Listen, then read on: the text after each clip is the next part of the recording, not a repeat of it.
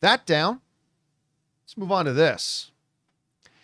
You know, a couple of movies recently have decided to adopt the idea, and Superman being the most recent one to do it, where they pick a big fan event and then show like 30 minutes of the movie. Now, they did that for Superman, and the responses from the fans that they showed it to was insane. It was off the charts. Turns out that was justified, but we'll get to that in a minute.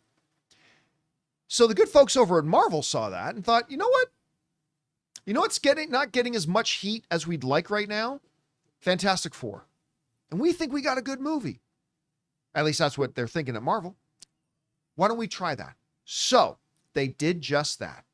At a big event down in Brazil, they have now shown 30 minutes of Fantastic Four to fans and critics. Should we sing that title always? Fantastic Four! I love that theme. I love that theme so much. It's Giacchino did that one, right? Yeah, Giacchino conducted. Anyway. By the way, he also scored Speed Racer. He also scored Just saying. Star Trek, J.J. Abrams' Star Trek, yes, he if I'm did. not mistaken. Just throwing that out there. Enterprising young men. Pretty good piece. So they showed 30 minutes of it. How would the responses be? Well, as we go over to comicbookmovie.com, the responses are pretty damn good. They're list off. So to be clear, it's not the full movie.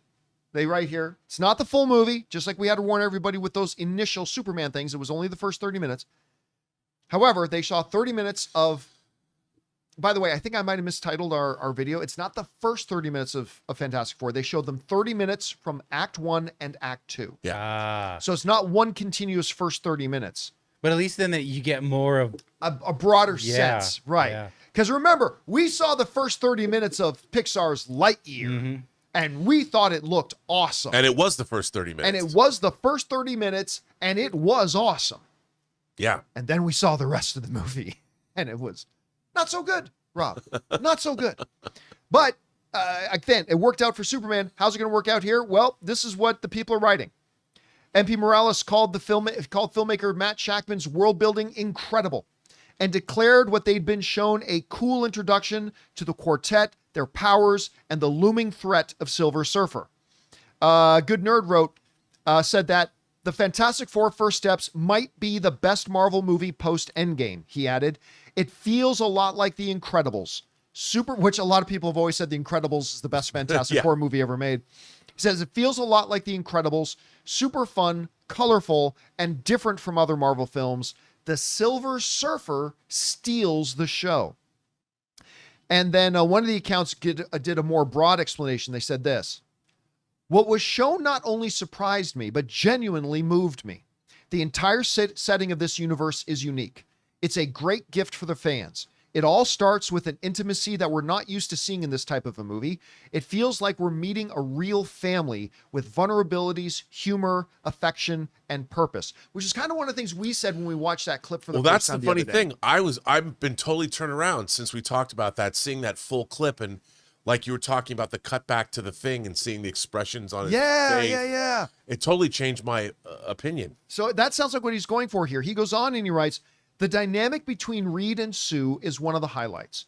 We saw many scenes of the two together, and Vanessa and Pedro are in perfect sync, truly conveying the feeling of a couple that's been together for a long time. Their relationship shows, right from the start, that this movie goes far beyond just showcasing superpowers. Ben and Johnny also shine. Each has a very well-defined personality, and the chemistry between them works from the first moment. The jokes come at just the right time, and you know how it is, Johnny being Johnny. The plot has a family-oriented tone, and this becomes clear with the arrival of Baby Franklin. This is pure Fantastic Four. They're not just facing a major threat. Family bonds are at the heart of the story. The final sequence of the preview I watched is one of those that makes the entire room hold its breath. The CGI? Flawless. And the buildup of danger feels real. You sense the weight of what's at stake. All right. Now, again, it needs to be pointed out that this is just 30 minutes of the movie. These are not people who've seen the entire film, but they've seen more of it than the rest of us have seen. They've seen 30 minutes of it. Some of the things that have stood out to me. One, I've been wondering what the CGI is going to look like, especially since we've gotten a very, very tiny look about what Reed's powers are going to look like. Johnny's, Human Torch's powers are always going to look the same. I mean, that's fine. Thing looks really good. I'm going to be interested to see how they pull off Sue's powers a little bit, but they say the CGI is great. I'm particularly interested in one of the people saying that Silver Surfer kind of steals it, which is really interesting to me. So we'll see how that. But the main thing to me, Rob, you and I talked about this the other day, about how maybe one of the things that's really going to be at the key for this movie working or not is how well do they sell us on this group of 4 characters as a family. Yeah. And we haven't seen it ourselves. We're talking about third perspective here. But the genuine sentiment seems to be from the people that have seen at least 30 minutes of it is they seem to really conquer that. They seem to really do that well. So listen, is this movie going to be great? I don't know yet, but it is encouraging to me to hear this type of feedback. What's your takeaway from this? Well, I have to say I'm really encouraged because, to be honest, none of the trailers did it for me. I felt that, we never got there was a disconnect, and I think part of what I was missing was because they've always talked about from the very beginning, even when they were conceiving the Fantastic Four back in the early 60s, that the family element of it was always at its core. That's what set the Fantastic Four apart. They were a family. I never got that feeling from the trailers until we saw that one extended. That clip, it changed the 100%. whole. It changed the whole dynamic of what we'd seen, and to hear that has changed my perspective. I'll tell you something else. Also, there's the extended scene of Shalabal, the Silver Surfer, when she's the whole thing about I am the herald of your ending. I am the herald of. I herald your ending. I herald. What was the exact line? I herald.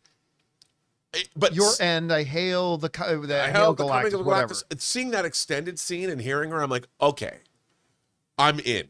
I'm like, okay, seeing these little clippy clips weren't doing it for me because you weren't feeling the warmth of the humanity of it all, even when the Silver Surfer's talking. Now you kind of do. And if the movie works on that level, and people are saying, look, when people say it's as good as it's the best Marvel movie since Endgame, I'm like, settle down, Beavis. Yeah, okay, you've seen 30 minutes of the movie. We'll see. However, with Shackman directing and what I thought he did with WandaVision was great. I can't wait to see this now. I'm really, really, really excited. Yeah, I gotta say, to your point, again, none of the trailers have moved the needle for me. I already have a natural interest and a certain level of excitement to see Fantastic Four because it's Fantastic Four. I love the cast. I love the director. But the job of trailers is to bump up that excitement, enhance it. And for me, and I'm only talking for me personally, I certainly don't think the trailers have been bad. Hasn't taken away any of my anticipation or my excitement, but it hasn't done anything to move the needle up either. And then that one clip they showed was the biggest impact on me that made me go, okay, now I'm even more excited to see it. And I couldn't say that after any of the trailers. No, and this is just you're watching a small scene in its entirety as opposed to being cut up. And for me, it was, like you said, it was just the cutaways to Ben Grimm's face and watching his expression change. He's not even talking.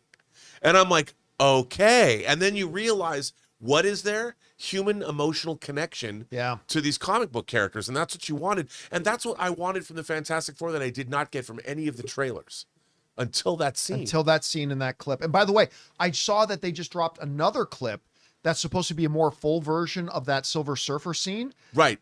But I've chosen not to watch That's what I was talking about, that clip. Yes, that's that's the right. long thing. I've chosen not to watch it, though. Yeah, I don't need to see anything more until I see the movie.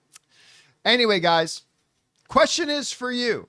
What do you think about this? Marvel's taken a little bit of a page out of DC's playbook, who took it out of other playbooks, to be honest, and they decided to show 30 minutes of Fantastic Four, and the response has been great. Now, we've seen 30 minutes of movies before that we thought looked great, and then the movie ended up being terrible, but it did work out for Superman. Maybe that'll work out for Fantastic Four as well. Whatever you guys are taking away from this, jump down into the comments section below and let us know your thoughts. Hey guys, thanks so much for watching this video. Make sure you like the video, leave a comment, and subscribe to our channel. And don't forget, we have a daily podcast called the John Campea Show podcast, available on Apple Podcasts, Spotify, or your favorite podcasting app of choice. Go and subscribe to it today so it'll be there when you need it.